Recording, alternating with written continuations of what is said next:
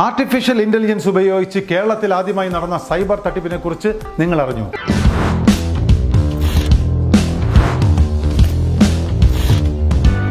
Artificial intelligence ഉപയോഗിച്ച് വ്യാജ video കോളിലൂടെ ഓൺലൈൻ തട്ടിപ്പ് നമ്മുടെ കേരളത്തിലും റിപ്പോർട്ട് ചെയ്തിരിക്കുകയാണ്. വാട്സാപ്പ് വീഡിയോ കോൾ വഴി സുഹൃത്താണെന്ന് തെറ്റിദ്ധരിപ്പിച്ച് 40,000 രൂപയാണ് ഒരു കോഴിക്കോട് സ്വദേശിയിൽ നിന്നും തട്ടിയെടുത്തത്. ആന്ധ്രാപ്രദേശിൽ ഒപ്പം ജോലി ചെയ്തിരുന്ന ആളുമായി സാദൃശ്യമുള്ള രൂപമാണ് വീഡിയോയിൽ കണ്ടത്. ബന്ധുവിന് ഓപ്പറേഷൻ നടത്തുവാൻ പണം ആവശ്യമാണെന്നും സഹായിക്കാമോ എന്നുമായിരുന്നു വീഡിയോ കോൾ. ശബ്ദവും വീഡിയോയും കണ്ടതോടെ സംശയമില്ലാതെ ഗൂഗിൾ പേ വഴി പണം അയക്കുകയായി. കേരളത്തിൽ ആദ്യമായി നടന്ന ഈ സൈബർ തട്ടിപ്പിൽ പരാതിക്കാരൻ നഷ്ടപ്പെട്ട മുഴുവൻ തുകയും കേരള പോലീസിന്റെ സൈബർ ഓപ്പറേഷൻ വിഭാഗത്തിന് തിരികെ പിടിക്കാൻ കഴിഞ്ഞു. നിർമ്മിത ബുദ്ധി സാങ്കേതിക വിദ്യ ഉപയോഗിച്ച് ചുണ്ടും കണ്ണുകളും അനക്കി സംസാരിക്കുന്ന രീതിയിലാണ് ഇവർ ഇത്തരത്തിൽ തട്ടിപ്പുകൾ നടത്തുന്നത്.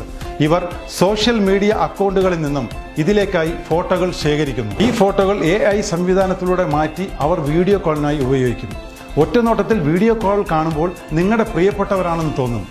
മാത്രവുമല്ല, വിശ്വസ്തതയ്ക്കായി നാം സമൂഹ മാധ്യമങ്ങളിൽ പങ്കുവച്ച വിവരങ്ങളായിരിക്കും തട്ടിപ്പുകാർ ഇങ്ങോട്ട് പറയുന്നത്. ഇത്തരം തട്ടിപ്പുകളിൽ നിന്നും എങ്ങനെ കബളിപ്പിക്കപ്പെടാതിരിക്കാം? അപരിചിതമായ നമ്പറുകളിൽ നിന്നും ഐഡിയകളിൽ നിന്നുമുള്ള വീഡിയോ കോളുകൾ നിരാകരിക്കുക.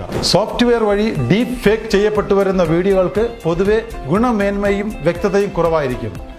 വാട്ടർമാർക്കുകൾ, വ്യക്തി നിൽക്കുന്ന പശ്ചാത്തലം, സംസാര രീതി എന്നിവയെല്ലാം ശ്രദ്ധിക്കുക. ഇത്തരം സാഹചര്യങ്ങളിൽ നിങ്ങളുടെ സുഹൃത്തിനെ നേരിട്ട് തിരികെ വിളിച്ച് സ്ഥിരീകരിച്ച ശേഷമായിരിക്കണം പണം അയച്ചു കൊടുക്കുന്ന കാര്യം തീരുമാനിക്കാൻ. ഈ രീതിയിൽ തട്ടിപ്പിനിരയായാൽ സൈബർ ഹെൽപ്പ് ലൈനായ 1930 ഉടൻ തന്നെ അറിയിക്കുക.